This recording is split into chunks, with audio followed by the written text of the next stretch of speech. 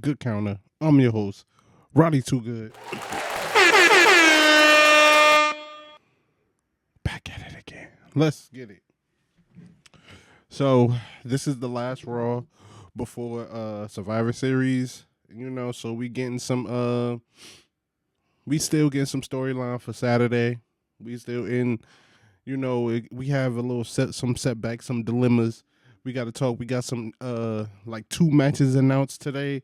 We got a title also announced today.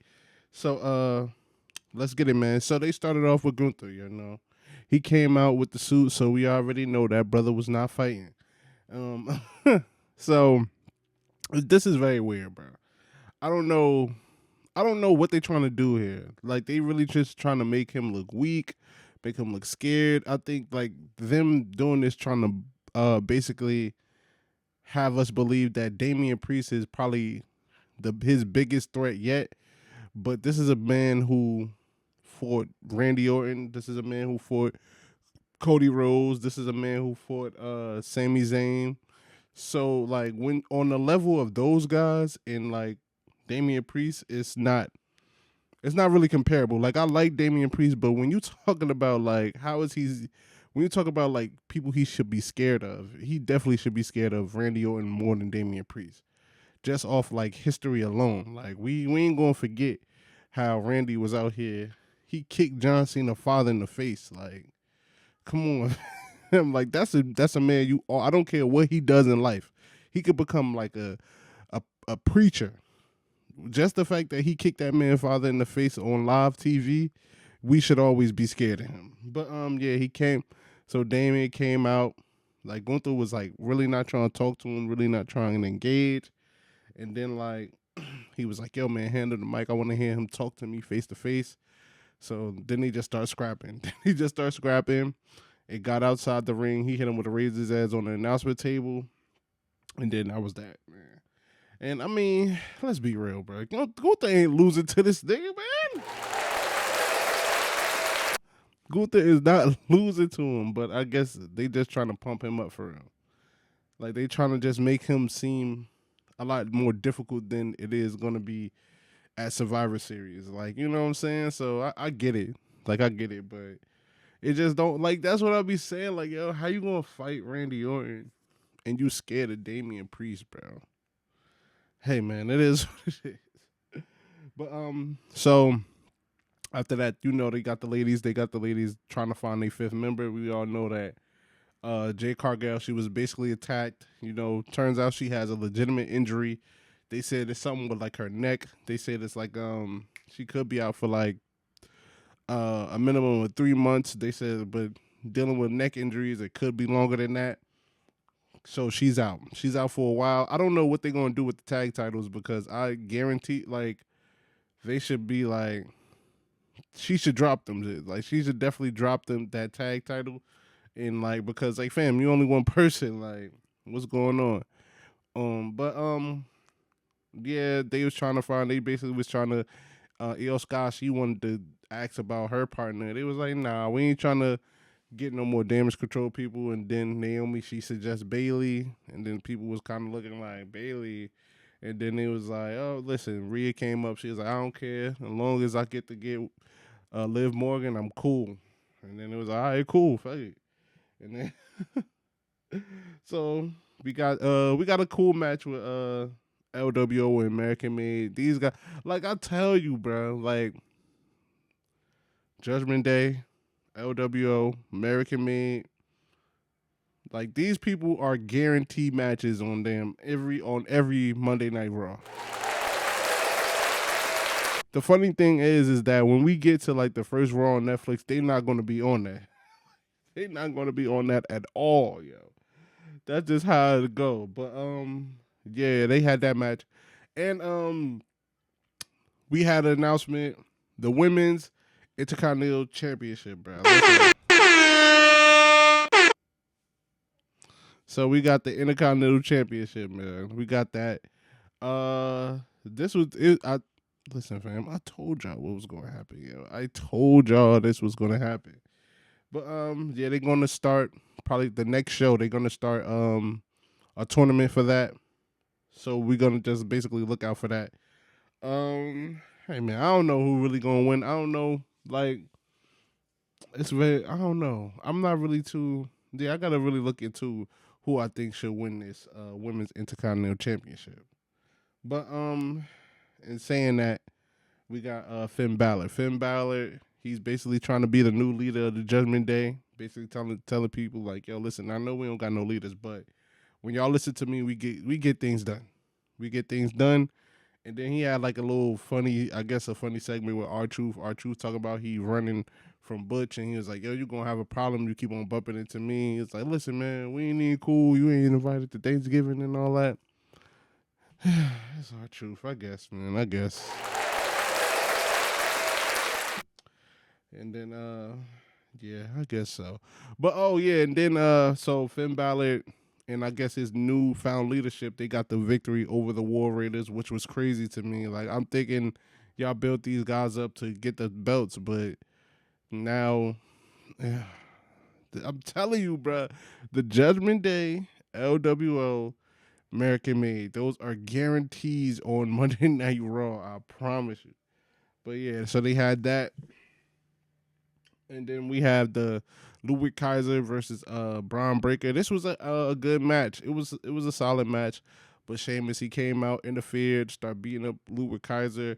Him and Bron Breaker start going at each other. Adam Pearce, he came out, was like, yo, listen, man, y'all want to fight? All right, cool. Triple threat match at Survivor Series. I'm with it. This is basically the same exact story that LA Knight had with the U.S. title. Like, you had two people who hit each other, they was fighting, and then he just so happened to be involved in it. That's exactly what happened, bro. This is exactly the same story that LA Knight was just doing. But okay, cool. Um, we have another announcement. We got Shinsuke Nakamura versus LA Knight. That was announced tonight for the U.S. title at Survivor Series. I mean, I guess so. You know what I'm saying? I guess so. I guess so. But yeah, that was that. I think we seen it coming. I didn't know they was going to announce the match quick. I thought they was going to have a little bit more build up because I think he just like, yo, this is off like I don't know, certain people they be like, yo, off 2 weeks build up, like it's an issue. But hey, it's not really surprising. I thought they was going to wait a little bit longer, but I'm not too surprised that they had this like little thing. It's probably going to happen. There's probably going to be some type of segment with them on Friday, like right before Saturday Survivor Series. So we probably going to get probably the full explanation on what's going on for real.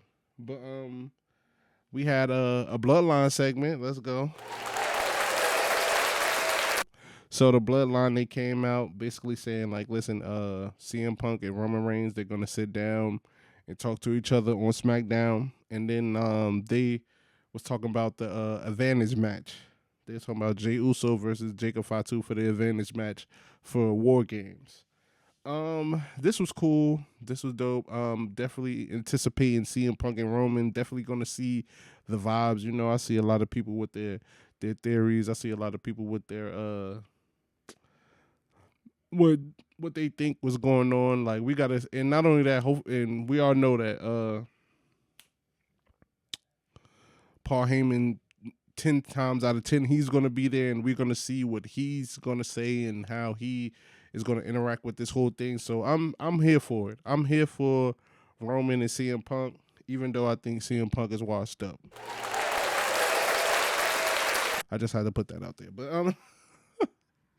But yeah, so we had the New Day, they lost to Alpha Academy, and then they had this big ass like blowout, basically saying like, oh, I helped you get your belt. Xavier was telling him, he was like, fam, we was carrying you. It's a reason why me and Big E had championships and you didn't, because you don't know what you're doing and all that stuff. Listen, fam, I don't care, son. Like, it was a big argument, but like, yo, they've been arguing for like damn near 6 months. Like, if y'all niggas ain't gonna fight, like what's going on, bro? Like, yo, y'all need to really put hands on each other, yo. Like I'm tired of seeing y'all fight and like argue. I'm like have a match and probably possibly Biggie probably is the person that's going to be like a voice of reason in this whole situation because we know they have their anniversary coming up. So he's probably going to be a voice of reason for all of this about like what's going on. So hopefully, hopefully, like to me, it definitely should end in a match. I don't think they definitely should not just piece it up. They've been going back and forth way too long just to get to their anniversary and just like piece it up and have like this big old moment. Nah. You're not just gonna waste my time like that. Y'all better fight or I'm fighting y'all. So it is what it is. So we had Nia Jax versus Bianca Belair for the advantage match. It was cool. Bailey came out, basically helped Bianca get the victory, and they had they had definitely showed something about like the most victories on TV. I guess in WWE, I think Bianca Belair was number one. Damian Priest was on that list. Jey Uso was on that list. Like it's just very telling of like who actually wrestles on TV. Like it wasn't Cody Rhodes wasn't on it. Gunther wasn't on it. A lot of your champions really wasn't on it. Like you know what I'm saying? Like which is very telling about the current situation of have your top guys wrestling actually on TV. Like I tell y'all, baby, all the only person who I can say he has earned it is Roman Reigns. Everybody else, y'all need to be wrestling on TV. But clearly, Bianca Belair is the number one person right now with like 24 wins on TV or something like that. But yeah, that that was crazy. But yeah, that was Monday Night Raw. It was cool. They had like they got me anticipating really SmackDown. Definitely to see that CM Punk and Roman Reigns conversation because that's going to be big. Very surprising that they didn't have more Bloodline on Monday night, but yeah, that's very surprising because usually like they just have like some segments, like not even like Seth. We didn't get to see Seth Rollins. We didn't really get to see Bronson Reed for real. So that's very telling. You know what I'm saying? Like not them in a match, but just like you know they've been like this Bloodline story really been taking over both shows. So it was really surprising not to really see them that much this Monday. But hey man, it is what it is. Yo, comment down below. Make sure you hit the like. Make sure you hit the subscribe. We on the road to 100. Peace. I'm out.